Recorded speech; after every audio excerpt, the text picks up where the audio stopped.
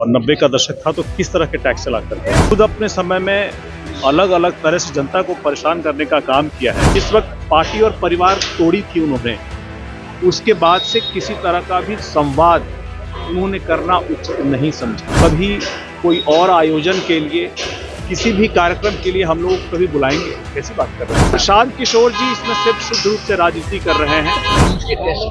Tax चल रहा है, नीतीश कुमार सरकार नहीं चला रहे हैं, डीके टैक्स सरकार। उनसे पूछा जाना चाहिए कि जब राजद की सरकार थी बिहार में और 90 का दशक था तो किस तरह के टैक्स चला करते थे।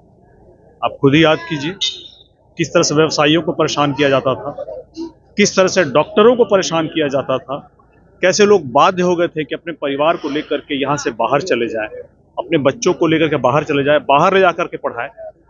जिन्होंने खुद अपने समय में अलग अलग तरह से जनता को परेशान करने का काम किया है, अब जब सरकार काम कर रही है और हर तरह से अपने योजनाओं का धरातल पर कहां तक उतरा है उस बारे में जांच पड़ताल कर रही है, जनता को किस योजनाओं को कितना फायदा हुआ है इसकी जांच पड़ताल कर रही है, तो इस बात का स्वागत होना चाहिए। नेता प्रतिपक्ष को सकारात्मक विपक्ष की भूमिका पर ध्यान देना चाहिए, उनको ऐसी कोई भी अनर्गल बातें नहीं करना चाहिए। और मुझे समझ में भी आता है कि उनको ये करना ही पड़ेगा, नहीं तो अपनी काडर को वो कैसे रख पाएंगे, उत्साहित कैसे रख पाएंगे। उनको भी पता है कि आने वाले बिहार विधानसभा के चुनावों में जिस तरह से एनडीए एकजुट है और एकजुट होकर के चुनाव में जाने की तैयारी कर रहा है, ऐसे में उनके काडर, उनका जो काडर है उसका मनोबल कैसे ना गिरे, कैसे वो 20 सीटों के अंदर सिमट नहीं जाए, इसके लिए अलग अलग उल्टे सीधे बयान देते रहे हैं। लेकिन जो वो कह रहे हैं उनके बारे में खुद भी सोचना चाहिए, उनको ऐसे अनर्गल बयान नहीं देना चाहिए। पिछले 20 दिनों में जो हालात मैंने कहा गया कि नीतीश कुमार से मुलाकात तेजस्वी हुई, लालू यादव ने कहा कि नीतीश कुमार आते हैं तो हमारे दरवाजे खुले हैं, उसके बाद तेजस्वी यादव कह रहे हैं कि हम अगर उनको लेंगे तो अपने पैर पर कुल्हाड़ी मारेंगे। सवाल आखिर ये वो क्या? देखिए, इन सारी बातों का कोई सवाल ही नहीं उठता, क्योंकि माननीय मुख्यमंत्री श्री नीतीश कुमार जी ने वक्तव्य दे करके अपनी स्थिति को स्पष्ट कर दिया है। जब उन्होंने स्पष्ट कर दिया है तो और ऐसे कोई भी कयास लगाना, ऐसे कोई भी सवाल पूछना बेमानी हो जाती है, इसमें कोई सच्चाई नहीं है।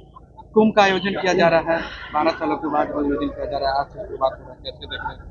आस्था का पर्व है और ऐसे में अगर कोई भी जाना चाहते हैं, सरकार ने वहाँ पे अच्छी व्यवस्था की है, जो जाना चाहते हैं वो जाएं और एक व्यवस्थित तरीके से बगैर सही से वहाँ जाकर के कुंभ में स्नान करें, भगवान से आशीर्वाद प्राप्त करें और वापस आए। सरकार ने तैयारी की है, वहाँ पे व्यवस्थित तरीके से सब कुछ होगा, तो मुझे लगता है कि सबको इसका आशीर्वाद मिलेगा।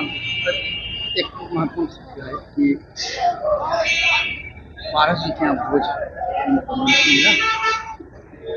देखिए, इस बारे पे मैं पहली भी कई बार बता चुका हूँ, अपना जो भी तैयारी वो कर रहे हैं करें, एक राजनीतिक दल होने के तौर पे उनको करना चाहिए। धरातल पे जब कुछ दिखेगा तो बात करेंगे। फिलहाल हम लोग एनडीए में हैं, हम लोग एनडीए की कार्यकलापों पे बात करें। कल हमारे यहाँ भी हम लोग के कार्यालय, पार्टी के कार्यालय में बहुत बड़ा एक आयोजन रखा गया है दही चूड़ा का, जिसमें हम लोगों ने सब लोगों को इन्वाइट किया है, अपने एनडीए के सभी लोगों को इन्वाइट किया है, हमने अपने कार्यकर्ताओं को इन्वाइट किया है। बहुत समय बाद हम लोगों को मौका मिला कि अपने कार्यालय में हम लोग इस तरह से दही चूड़ा कर सके, जैसे हमारे संस्थापक किया करते थे, स्वर्गीय रामविलास पासवान जी किया करते थे, हम लोग कर सकें।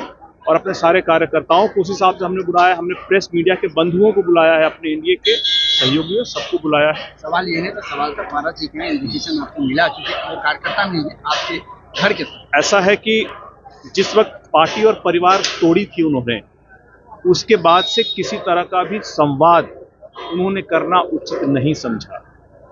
ऐसे में क्या आपको लगता है, मैं आपसे सवाल पूछता हूं, क्या आपको लगता है कि जिन्होंने इतनी बड़ी घटना करने के बाद भी कभी संवाद नहीं रखा, तो कभी कोई और आयोजन के लिए, किसी भी कार्यक्रम के लिए हम लोग कभी बुलाएंगे? कैसी बात कर रहे हैं? प्रशांत किशोर लगातार अनशन पर बैठे हुए हैं बिहार लोकसभा के मामले पर।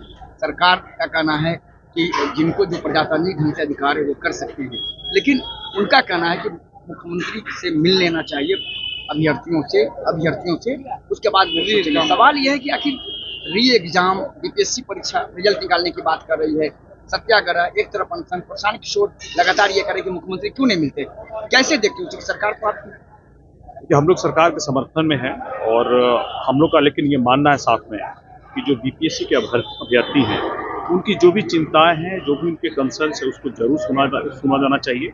और चूंकि ये छात्र हैं और कल को यही हमारे प्रशासनिक अधिकारी बनेंगे, इसलिए जितने भी हमारे प्रशासनिक अधिकारी हैं जो सरकार में हैं, अभी हम हमारे लिए काम कर रहे हैं, इन सबको ध्यान रखना चाहिए कि उनके भी बच्चे इसी तरह से क्या अलग अलग जगह पे तैयारी कर रहे होंगे, तो इनकी बातों, इनकी जो चिंताएं हैं, कंसर्न, उसको जरूर सुनी जानी चाहिए।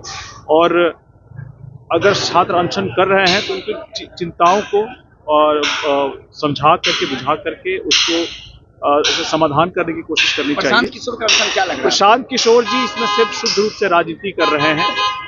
ये जरूरी है जानना कि देखिए, छात्रों का जो भी मामला हो उस पर राजनीति ना हो।